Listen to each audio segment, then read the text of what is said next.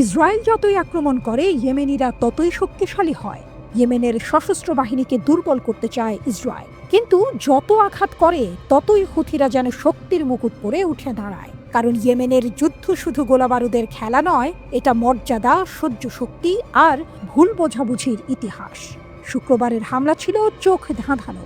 হোদেইদা আর Salif বন্দর লক্ষ্য করে ইসরায়েলি শক্তিশালী যুদ্ধ বিমান। 2000 কিলোমিটার পাড়ি দিয়ে তারা ইয়েমেনি লক্ষ্যবস্তুতে আঘাত হানে। মধ্যপ্রাচ্যে এমন দৃশ্য বিরল, কিন্তু একটা বড় সত্য আজও তারা বুঝতে পারেনি। ইয়েমেনের প্রতিটি বোমা, প্রতিটি আঘাত ইয়েমেনের সশস্ত্র বাহিনীকে আরও শক্তভাবে গেঁথে দেয়। গরিবের ঘরে আগুন দিলে সে পুড়ে মরে না, সে ছাইয়ের নিচে আগুন হয়ে ওঠে। ইসরায়েল মনে করে ইয়েমেনের সশস্ত্র বাহিনী তাদের জনগণের অর্থনৈতিক অবস্থার কথা ভাবে, তাই তারা ধরে নেয় যদি বন্দর ধ্বংস করা যায়, অর্থনীতিকে চাপে ফেলা যায়, তাহলে তারা মাথা নত করবে। কিন্তু তারা জানে না ইয়েমেনের সশস্ত্র বাহিনী কোনো অর্থনীতির উপর দাঁড়িয়ে নেই। ওদের জীবন যুদ্ধের, রক্তের, আত্মত্যাগের উপর দাঁড়ানো। তারা কনক্রিট কারখানা হারালে কাঁদে না, তারা ছায়া থেকে উঠে আসে। হুথিদের হারানোর কিছু নেই, এটাই তাদের সবচেয়ে বড় শক্তি। ইসরায়েল চায় ইয়েমেনে নৌ অবরোধ জারি করতে, কিন্তু তারা জানে না ওমান আর ইয়েমেনি সরকারের অঞ্চল দিয়ে ইরান সবসময় অস্ত্র আর রসদ পাঠিয়ে দেয়। একটা পথ বন্ধ করলে আরেকটা খুলে যায়। এটা এমন এক শক্তি যাকে শুধু সামরিকভাবে ধ্বংস করা যায় না, কারণ তার হৃদয়টা লড়াইয়ের আগুনে পোড়া। এখানে একটা পশ্চিমা ভুল কাজ করে। তারা ভাবে যদি খাদ্য, ঔষধ, অর্থ আটকে দেওয়া যায়, তাহলে ইয়েমেনের সশস্ত্র বাহিনী জনগণের চাপে মাথা নিচু করবে। কিন্তু তারা জানে না ইয়েমেন আজ এমন একটা ধ্বংসস্তূপে দাঁড়িয়ে যেখানে জনসংখ্যার 1/4 24 লাখ মানুষ অপুষ্টিতে ভুগছে। সেখানে 1 লাখ শিশু শারীরিকভাবে বিপন্ন। যখন জীবন এমনিতেই ধ্বংসপ্রাপ্ত, তখন আকাশ থেকে বোমা পড়লেও তাতে কিছু আসে যায় না। গাজা আর ইয়েমেন ভিন্ন, সামাজিক কাঠামোও আলাদা। ইসরায়েল ভুল করে ভাবে কিছু অর্থনৈতিক প্রণোদনা দিলেই শান্তি আসবে। যেমন কাতার থেকে গাজায় টাকা দিয়ে কেউ ভাবে যে শান্তি ফিরে আসবে। সৌদি আরব আর আমিরাতও একসময় ভেবেছিল যুদ্ধ দিয়ে ইয়েমেনের সশস্ত্র বাহিনীকে হারানো যাবে। কিন্তু 1 দশক পর তারা বুঝেছে সামরিক শক্তি যত বড়ই হোক, ধ্বংসস্তূপের ওপর দাঁড়ানো সমাজে তার কোনো অর্থ নেই। তাই তারা আজ শান্তির জন্য ইরানের দিকে চেয়ে আছে। ইসরায়েলি বিশেষজ্ঞরা বলছেন ইসরায়েলের সামনে আছে মাত্র 2টি রাস্তা। প্রথমটা হামাসের সঙ্গে যুদ্ধবিরতি, এতে গাজায় শান্তি ফিরবে, জিম্মিরা ঘরে ফিরবে এবং ইয়েমেনেও কিছুটা প্রশমন হবে। দ্বিতীয়টা ইয়েমেন নয়, সরাসরি ইরানকে লক্ষ্য করা। কারণ ইয়েমেনের সশস্ত্র বাহিনীর মাথা টিপে ধরা সম্ভব নয় যতক্ষণ তারা ইরান থেকে রসদ পায়। কিন্তু ইরানকে আঘাত করার মানে এক বৈশ্বিক অগ্নিকুণ্ডে আগুন দেয়া। তাই ইসরায়েল যতবার ইয়েমেন আঘাত করে ততবার এক প্রতিরোধের প্রতীকে পরিণত হয়। আর তাদের নেতা আব্দুল মালিক আল হুথি হয়ে ওঠেন ইয়েমেনের দরিদ্র মানুষদের চোখে বেঁচে থাকার একমাত্র আশ্রয়।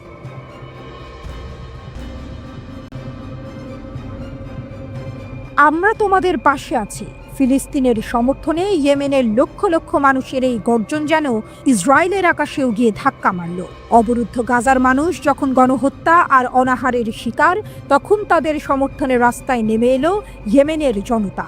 গাজার সাথে গণহত্যা ও অনাহার মোকাবেলায় এই স্লোগান শুধু একটি বার্তা নয়, বরং আরব বিশ্বের নীরবতার মুখে এক জ্বলন্ত প্রতিবাদ। 16 মে ইয়েমেনের রাজধানী সানা থেকে শুরু করে দেশের আনাচে কানাচে লক্ষ লক্ষ মানুষ মিছিলে সামিল হয়। তাদের একটাই দাবি, গাজার মানুষের প্রতি সংহতি জানানো এবং ফিলিস্তিনিদের প্রতিরোধ সংগ্রামের প্রতি নিজেদের অটল সমর্থন ব্যক্ত করা। সানার আল সাবিন স্কয়ার যেন সেদিন জনসমুদ্রে পরিণত হয়েছিল। এই বিশাল সমাবেশ নাখবার বার্ষিকীতে ফিলিস্তিনিদের কাছে এক ঐক্যের বার্তা পৌঁছে দেয়। তারা ঘোষণা করে, তোমাদের ধৈর্যের মাধ্যমে তোমরা নাখবার পুনরাবৃত্তি রোধ করো। এই কথাগুলো যেন শুধু সান্ত্বনা নয়, বরং এক নতুন আশার সঞ্চার করে। বিক্ষোভকারীরা আরও যোগ করে, আমরা তোমাদের সাথে এবং তোমাদের পাশে আছি। নাখবার পুনরাবৃত্তি হবে না। অত্যাচারী সত্তার পতনের মাধ্যমে ঈশ্বরের অনিবার্য প্রতিশ্রুতি পূর্ণ হবে। তাদের কণ্ঠে ছিল দৃঢ় বিশ্বাস আর ইসরায়েলের প্রতি ঘৃণা। সানায় অনুষ্ঠিত এই জনসমুদ্র ফিলিস্তিনিদের অদম্য মনোবলের প্রশংসা করে। তারা বলে গাজার মানুষের স্থিতিশীলতা ইসরায়েলি শত্রুর বিরুদ্ধে এক বিশাল প্রাচীর হয়ে দাঁড়িয়েছে এবং এই অঞ্চলকে আরও বড় বিপর্যয়ের হাত থেকে রক্ষা করছে।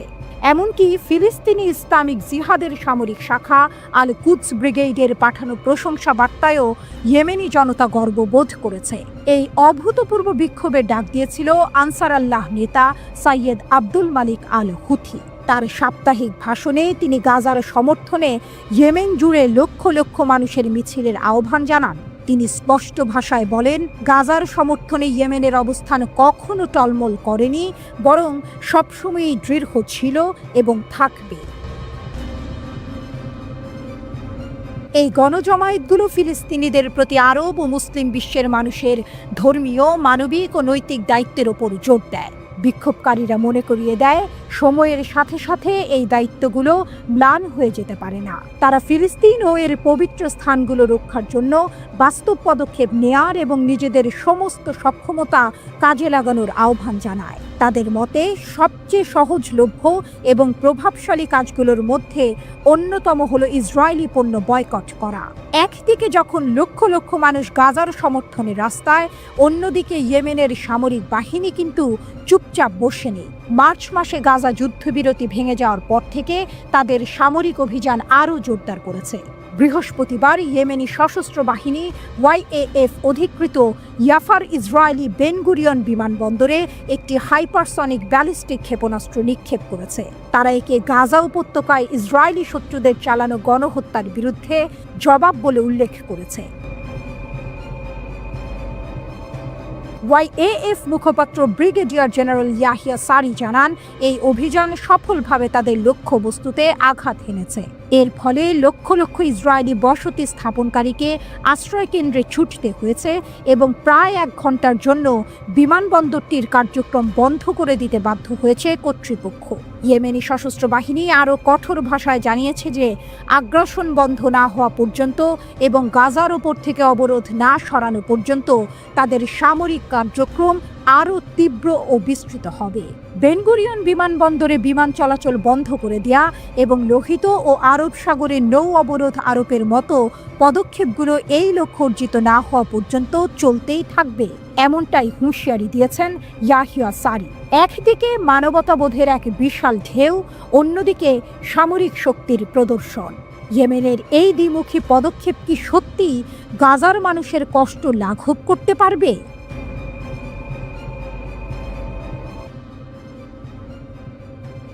আবারও কেঁপে উঠল ইসরায়েলের আকাশ, যেন কোনো দুঃস্বপ্নের পুনরাবৃত্তি। ইয়েমেনের হুথি বিদ্রোহীরা তাদের ভয়ঙ্কর হাইপারসনিক ক্ষেপণাস্ত্র দিয়ে ইসরায়েলের আকাশ প্রতিরক্ষা ব্যবস্থাকে চ্যালেঞ্জ জানালো। তেল আবিবের প্রধান বিমানবন্দর বেন গুরিয়ন, যা কিনা ইসরায়েলের প্রবেশদ্বার, গত কয়েকদিনের মধ্যে দ্বিতীয়বারের মতো সেই ক্ষেপণাস্ত্রের ভয়ে স্তব্ধ হয়ে গেল। আকাশ থেকে আসা এক অচেনা ধাতব ঝড়, যা রাডারের চোখ ফাঁকি দিয়ে ভয়ঙ্কর গতিতে ধেয়ে যায় ইসরায়েলি শহরের দিকে। ইসরায়েলের লাখো মানুষ সেই আতঙ্ক নিয়েই ছুটে গিয়েছিল বাংকারের দিকে। হাইপারসনিক ক্ষেপণাস্ত্রের হামলায় বেন গুরিয়ন বিমানবন্দর সাময়িকভাবে বন্ধ করে দেওয়া হয়। বাতিল করা হয় একের পর এক ফ্লাইট। বিমানবন্দরের ভেতরে মানুষের দৌড়াদৌড়িতে বেশ কয়েকজন আহতও হন। এই দৃশ্য বুঝিয়ে দেয় কতটা অসহায় হয়ে পড়েছে ইসরায়েল, যাদের আকাশ প্রতিরক্ষা একসময় অপরাজেয় বলে মনে করা হতো। সম্প্রতি যুক্তরাষ্ট্র ইয়েমেনের হুথি বিদ্রোহীদের সাথে একটি যুদ্ধবিরতি চুক্তি করেছে। আপাত দৃষ্টিতে মনে হতে পারে এতে হয়তো কিছুটা শান্তি ফিরে আসবে, কিন্তু আসল টুইস্টটা এখানে। এই চুক্তিতে যুক্তরাষ্ট্র নিজেদের সরিয়ে নিয়েছে, একা ফেলে রেখে গেছে তাদের দীর্ঘদিনের মিত্র ইসরায়েলকে, আর সেই সুযোগটাই নিয়েছে হুথিরা। চুক্তি হওয়ার পর থেকে তারা ইসরায়েলের ওপর হামলা আরও জোরদার করেছে। তাদের ভয়ঙ্কর সব আক্রমণে এখন দিশেহারা নেতানিয়াহুর সরকার। হুথিরা, যাদের একসময় হয়তো দুর্বল প্রতিপক্ষ হিসেবে গণ্য করা হতো, আজ তারা ইসরায়েলের জন্য মূর্তিমান আতঙ্ক। তাদের সামরিক শক্তি ক্রমশ বাড়ছে, আর তার প্রমাণ মিলছে তাদের একের পর এক সফল হামলায়। মঙ্গলবার তারা নিজেরাই নিশ্চিত করেছে যে তাদের ক্ষেপণাস্ত্র ইসরায়েলের আকাশ প্রতিরক্ষা ভেদ করে বেন গুরিয়ন বিমানবন্দরে আঘাত হেনেছে। শুধু তাই নয়, ক্ষেপণাস্ত্রের ভয়ে জেরুজালেম এবং তেল আবিবের মতো গুরুত্বপূর্ণ শহরগুলোতেও সতর্কতামূলক সাইরেন বেজে ওঠে। সাধারণ মানুষ ভয়ে দিশেহারা হয়ে আশ্রয় কেন্দ্রের দিকে ছুটে যায়। কয়েকদিনের মধ্যে ইসরায়েলের সবচেয়ে গুরুত্বপূর্ণ বিমানবন্দরে এটা দ্বিতীয় হামলা। প্রথম হামলার ব্যাপক ক্ষয়ক্ষতির পর থেকেই অনেক বিদেশি বিমান সংস্থা ইসরায়েলে তাদের ফ্লাইট বাতিল করে দিয়েছে। প্রশ্ন হলো, কিভাবে হুথিরা ইসরায়েলের আকাশ প্রতিরক্ষার মতো শক্তিশালী বলয় ভেদ করে একের পর এক হামলা চালাচ্ছে? এটা কি ইসরায়েলের প্রতিরক্ষা ব্যবস্থার দুর্বলতা, নাকি হুথিদের অত্যাধুনিক অস্ত্রের অভাবনীয় ক্ষমতা? লোহিত সাগরে গত 1.5 মাসেরও বেশি সময় ধরে মোতায়েন ছিল যুক্তরাষ্ট্রের শক্তিশালী নৌবহর, যুদ্ধ জাহাজ এবং যুদ্ধ বিমান। তাদের কাজ ছিল হুথিদের দমন করা, কিন্তু ফল হয়েছে উল্টো। এই সময়ে হুথিদের হামলায় বেশ কয়েকটি ড্রোন ধ্বংস হয়েছে, এমনকি মার্কিন যুদ্ধ জাহাজগুলো মারাত্মক ক্ষতির শিকার হয়েছে। শেষ পর্যন্ত প্রায় $1 বিলিয়ন বেশি ক্ষতির পর মার্কিন প্রেসিডেন্ট ডোনাল্ড ট্রাম্প ইয়েমেনের এই গোষ্ঠীর ওপর হামলা বন্ধের ঘোষণা দেন। কিন্তু এই সিদ্ধান্ত ইসরায়েলকে আরও বিপজ্জনক পরিস্থিতিতে ফেলে দেয়।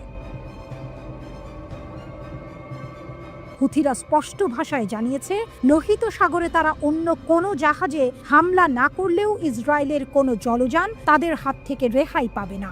শুধু তাই নয়, তারা ইসরায়েল জুড়ে তাদের হামলা আরও বাড়ানোর হুমকি দিয়েছে। লোহিত সাগরে মোতায়েন করা মার্কিন ক্ষেপণাস্ত্র প্রতিরক্ষা ব্যবস্থা হয়তো আগে কিছু হামলা ঠেকাতে পারত, কিন্তু এখন সেই সুরক্ষা বলয় আর নেই। নেতানিয়াহুর দেশ সরাসরি হুথিদের ক্ষেপণাস্ত্রের নিশানায় পরিণত হয়েছে। গাজায় ইসরায়েলের দীর্ঘদিনের কার্যকলাপের বিরুদ্ধে গত 17 মাসে হুথিরা ইসরায়েলে 40টিরও বেশি ব্যালিস্টিক ক্ষেপণাস্ত্র হামলা চালিয়েছে। আর এখন যোগ হয়েছে হাইপারসনিক ক্ষেপণাস্ত্র এবং একের পর এক ড্রোন হামলা। হুথিদের এই ক্রমবর্ধমান শক্তি ইসরায়েলের জন্য এক গভীর উদ্বেগের কারণ হয়ে দাঁড়িয়েছে। তারা প্রমাণ করেছে, শুধু সংখ্যা বা আধুনিক অস্ত্র নয়, একটি সুসংগঠিত এবং দৃঢ় প্রতিজ্ঞ গোষ্ঠী যে কোনো শক্তিশালী প্রতিপক্ষের বিরুদ্ধেও রুখে দাঁড়াতে পারে।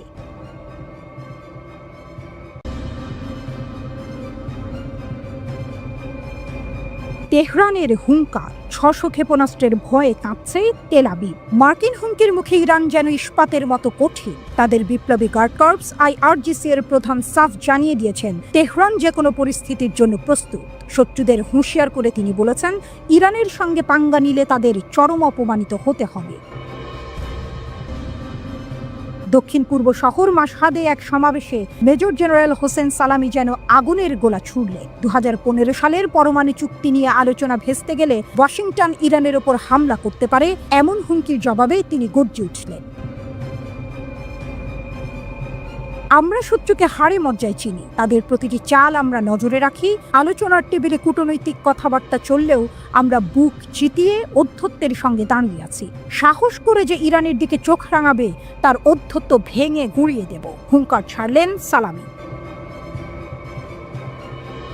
জেনারেলের দাবি, গত 1 বছরে ইরানের শক্তি বহুগুণ বেড়েছে, আর তাদের শত্রুরাও নাকি তা হাড়ে হাড়ে টের পাচ্ছে। শুধু তাই নয়, ইরান নাকি একাই 100। প্রতিরক্ষার জন্য তারা অন্য কারো ওপর ভরসা করে না। তবে হ্যাঁ, প্রয়োজনে প্রতিরোধের ফ্রন্ট ঐক্যবদ্ধভাবে দাঁত ভাঙা জবাব দেবে।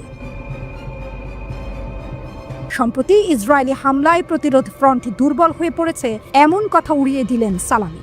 বরং সাম্প্রতিক হামলাগুলো প্রমাণ করেছে প্রতিরোধ আরও শক্তিশালী হয়েছে। তার ভাষায়, শত্রুরা ভেবেছিল প্রতিরোধ ফ্রন্ট বুঝি দুর্বল হয়ে গেছে, কিন্তু তারা দেখলো গাজা আরও শক্তিশালী হয়েছে।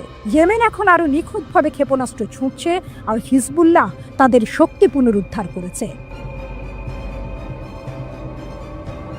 তবে আসল বোমাটা ফাটালেন ইসরায়েল প্রসঙ্গে। জেনারেল সালামির চোখে ইসরায়েলি সরকার নাকি উত্তেজিত এবং ক্ষুব্ধ।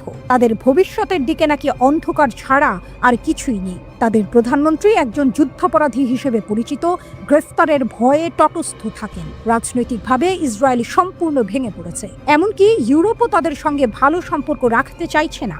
অর্থনৈতিক অবস্থাও তাদের খারাপ। আমেরিকার সাহায্য ছাড়া তারা একদিনও টিকতে পারবে না, যেন ভবিষ্যৎবাণী করলেন সালামি। এরপর তিনি টেনে আনলেন ইয়েমেনের হুথি বিদ্রোহীদের প্রসঙ্গ। যারা ইয়েমেনের একটি ক্ষেপণাস্ত্র সহ্য করতে পারেনি, তারা 600টি ক্ষেপণাস্ত্র একসঙ্গে পড়লে কি করবে, প্রশ্ন ছুড়ে দিলেন জেনারেল। সম্প্রতি বেন গুরিয়ন বিমানবন্দরে ইয়েমেনি ক্ষেপণাস্ত্র হামলার কথা মনে করিয়ে দিলেন তিনি, যেন এই 600 ক্ষেপণাস্ত্রের হুঙ্কারেই তেল আবিবের রাতের ঘুম উড়ে যাবে। শুধু ইসরায়েল নয়, আমেরিকার দিকেও কামান দাগলেন সালামি। তার মতে মার্কিন প্রেসিডেন্ট ডোনাল্ড ট্রাম্প শুধু সমস্যাই বাড়িয়েছেন, আর এখন নাকি খোদ আমেরিকাই টালমাটাল, দুর্বল সেনাবাহিনী আর ক্ষমতাহীন নেতাদের নিয়ে ঢুকছে। আমেরিকা জানে যুদ্ধ তাদের কোনো সমস্যার সমাধান করেনি। তাদের সেনাবাহিনী ক্লান্ত, দুর্বল, রাজনৈতিক নেতারা অবরুদ্ধ, ক্ষমতাহীন। তারা নিজেরাই এখন বিরাট সংকট আর চ্যালেঞ্জের মুখে, বললেন আইআরজিসির প্রধান। জেনারেলের স্পষ্ট কথা, প্রেসিডেন্ট বদলালেই আমেরিকার আসল চেহারা বদলায় না, তাদের ক্ষমতার পতন নাকি এখন দিনের আলোর মতো স্পষ্ট। মেজর জেনারেল হুসেইন সালামির এই তেজোদ্দীপ্ত বক্তব্য যেন ইরানের শক্তির প্রতিচ্ছবি। একদিকে যেমন আলোচনার রাস্তা খোলা রাখছে তেহরান, তেমনি অন্যদিকে শত্রুদের বুঝিয়ে দিচ্ছে তাদের শক্তিকে যেন কেউ হালকাভাবে না নেয়। 600 ক্ষেপণাস্ত্রের হুঙ্কার যেন সেই বার্তারই প্রতিধ্বনি। ইরানের দিকে চোখ রাঙালে তার ফল ভালো হবে না। এখন দেখার এই হুঙ্কারের পর আন্তর্জাতিক রাজনীতি কোন দিকে মোড় নেয়।